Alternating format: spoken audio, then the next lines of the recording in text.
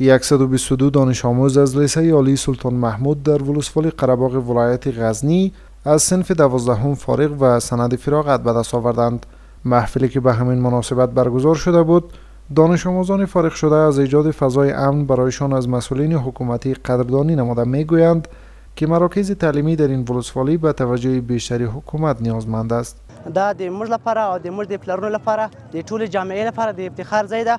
زه بیا هم له ټولو استادانو نه مننه کوم، له خپل پلار نه هغه چا چې زه تشویق کړی یم درسونو ته تر څو زه خپلو درسونو ته ادامه ورکړم او د دې هیله لرم چې په راتلونکي کې هم زما ملاتړ وکړي. دغه خلک یې موږ نن تشویق کړو، موږ په آینده کې غواړو چې نور هم لوړ ولاړ شو او د روښانه راتلونکی ولرو. نورو خلکو ته دا هیله لرو چې په خپلو اولادونو تعلیم وکړي او د تعلیم زمینه ورته برابره کړي.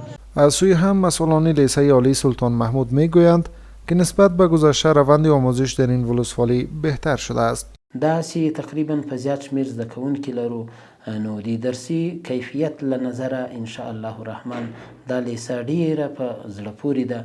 د خلکو غوښتنه هم همدا وي، داسې موږ مخکې وویل سي دغه زده کوونکي دلته راځي د سي پارچې د راوړلو تقاضا لري.